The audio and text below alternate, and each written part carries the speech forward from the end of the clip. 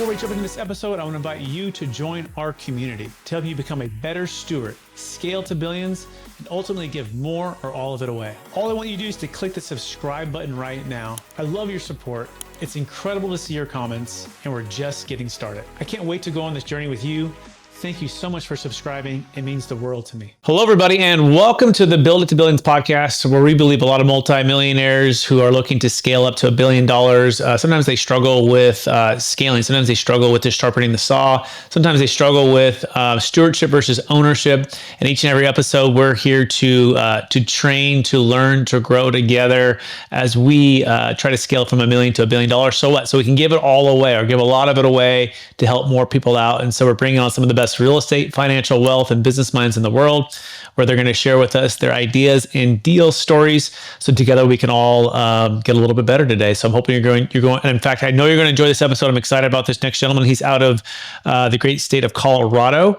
And he's focused on helping us to retire early and earn higher returns by investing in mortgage notes. And his goal is to make note investing accessible to individual investors, and it's giving them the ability to help lower income Americans who want to stay in their homes, keep them as well, and so much more.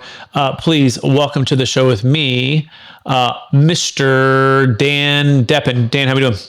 I'm doing great, Brett. Thanks for having me on. So let's dive right into the topic at hand, which is building wealth with mortgage notes. So Dan, what's the number one secret to doing just that? I think there's not necessarily any secret.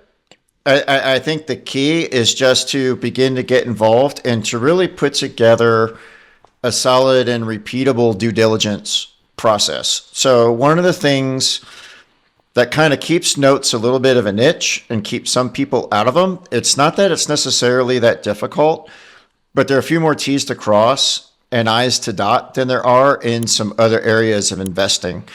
And so you just have to be good about building your processes and building little checklists that you're going to use when you're doing due diligence on notes, and then also pricing notes and things like that. Because while it's a great industry, they're great returns, sometimes people will try to sell you a bad note that, say, has a title flaw that will prevent you from foreclosing, or may have like a statute of limitations issue or things like that. So once you get your little system down, it's pretty straightforward. And one of the things I like about the business is once you do get your systems in place, it can be fairly rinse and repeat. You don't have to reinvent the wheel every time. Okay, so it sounds like taking the action, right? Get going, right? Because that's where you're going to learn. I think you mentioned that before.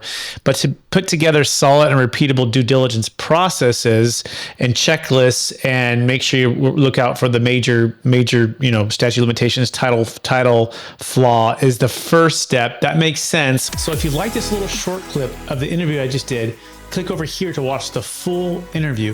And please don't forget to subscribe. Thanks so much, everybody.